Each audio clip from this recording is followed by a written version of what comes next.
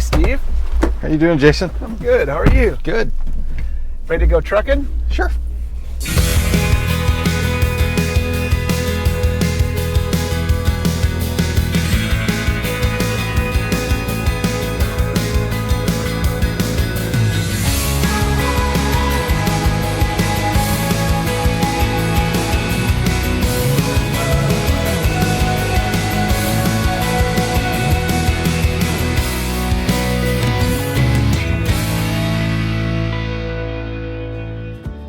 So, Steve, you've been at this ag data thing for a long time.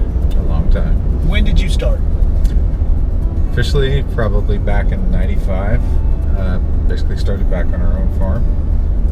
Convinced Dad that we needed a yield monitor on our combine. 23 years ago. 23 years ago. A few gray hairs ago. Data will do that to you, Data right? will do that to you.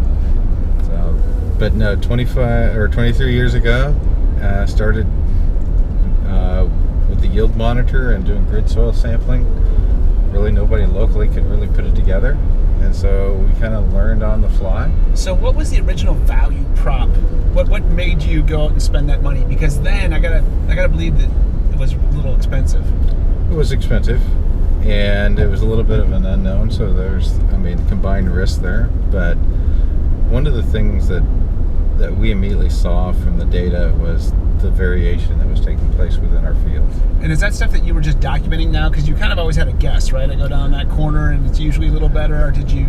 We had that guess. As we were in expansion mode, I'd come back to the farm with Dad, but you kind of saw that 20 acres turn into 40 acres and then that 80 acres, but there was always finch rows in between that got knocked out. Yep.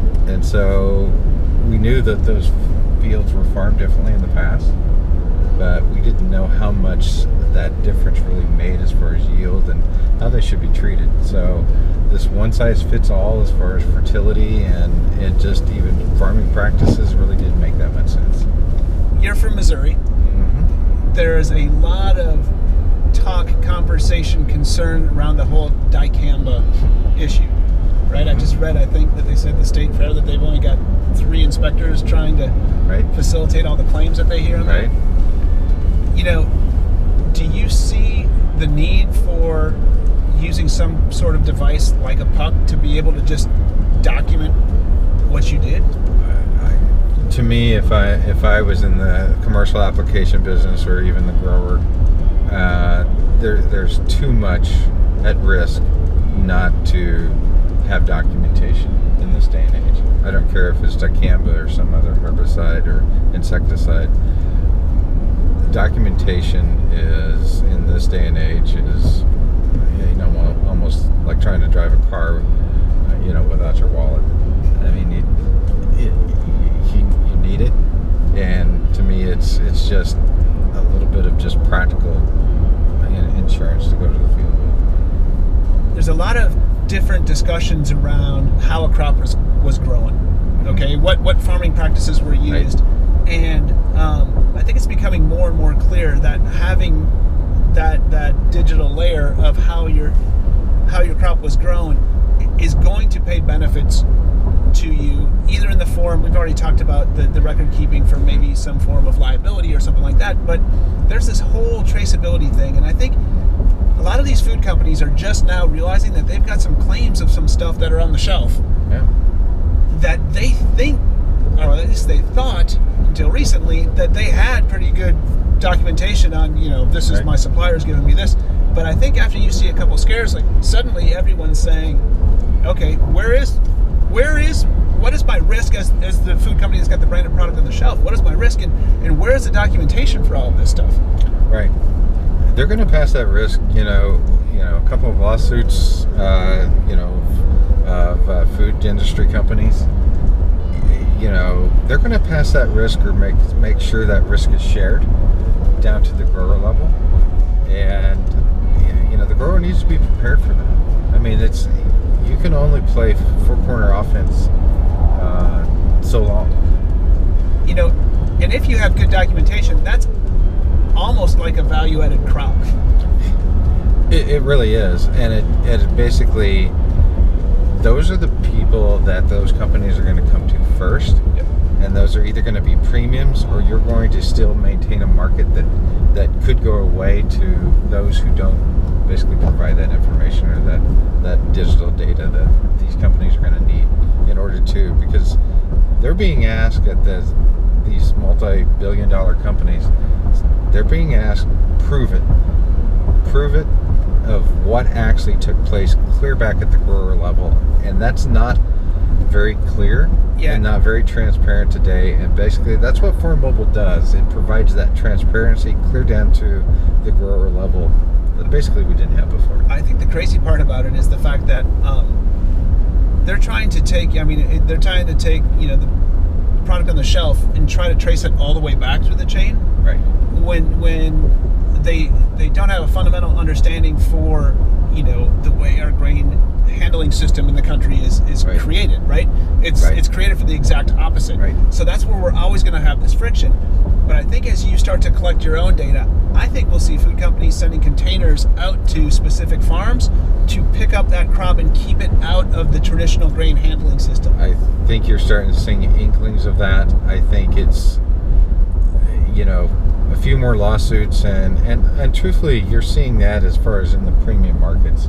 I mean, you can see a Whole Foods, you can see a HelloFresh, making it in the marketplace. Those are very direct to customer markets that have literally blossomed. I say call it in the millennial age.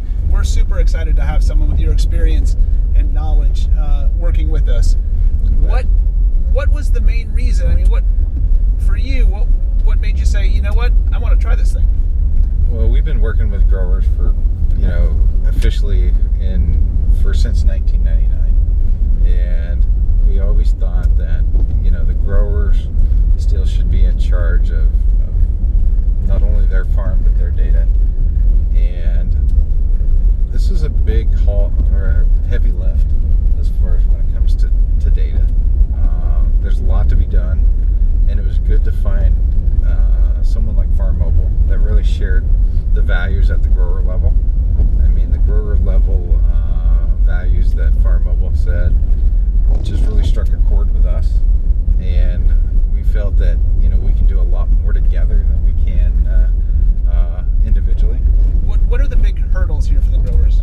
I think there's a lot happening in the technology space, and the growers having a lot thrown at him. There's a lot of chaos. There's a lot of confusion at the grower level, and truthfully, the grower really doesn't know what to do, and so that is a problem as far as how do we move forward and actually accomplish something. So I think that's where the grower is. It's literally in a holding pattern right now. So after you're working with a grower for a couple of years, do they get to see the light? Yeah, I mean, one of the things that we did about 6 years ago is that we went to our core set of growers that we'd been working with for a long time and said, hey, we need to make sure there's a consistent data strategy or digital strategy out there, and you can't just pick and choose from one year to the next depending on whether it's a good crop year or a bad crop year to be involved. I want to do some acres this year, right, and some other acres next year, and maybe no acres the next year. That one doesn't work. And so that's not really a plan. Right. I mean, that's at least not a good one. So we went to them and said, hey, we need to get you on something that's 3 and 4 year plan, and at the bare minimum we're going to collect good data from planting to harvest.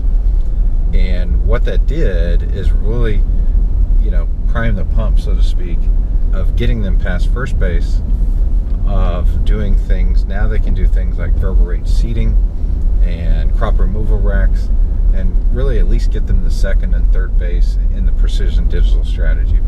We like to say it's a lot easier to be proactive in the data business than reactive.